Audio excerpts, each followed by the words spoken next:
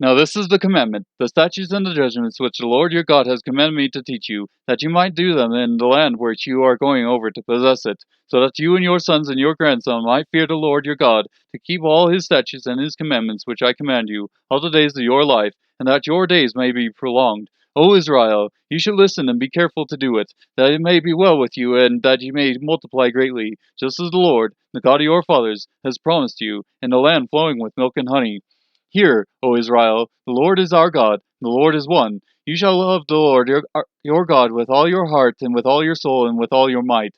These words, which I am commanding you today, shall be on your heart. You shall teach them diligently to your sons, and shall talk of them but when you sit in your house, and when you walk by the way, and when you lie down, and when you rise up.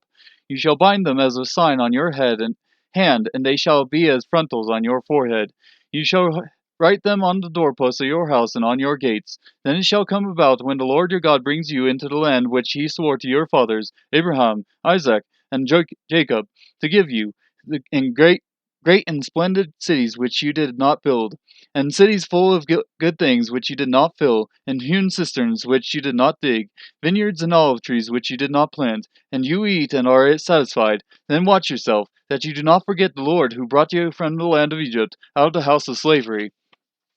You shall fear only the Lord your God, and you shall worship him and swear by his name. You shall not follow other gods, any of the gods of the peoples who surround you. For the Lord your God in the midst of you is a jealous God. Otherwise the anger of the Lord your God will be kindled against you, and he will wipe you off of the face of the earth. You shall not put the Lord your God to the test, as you tested him at Massah.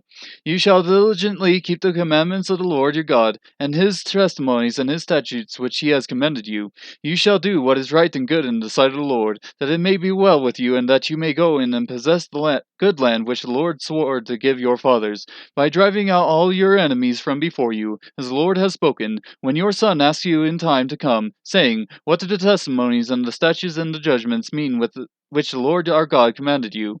Then you shall say to your son, We were slaves to Pharaoh in Egypt, and the Lord brought us from Egypt with a mighty hand. Moreover, the Lord showed great and distressing signs and wonders before our eyes against Egypt, Pharaoh and all his household.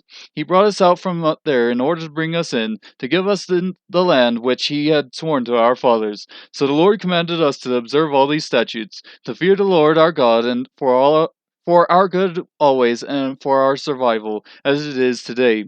It will be righteous for us if we are careful to observe all this commandment before the Lord our God, just as he commanded us.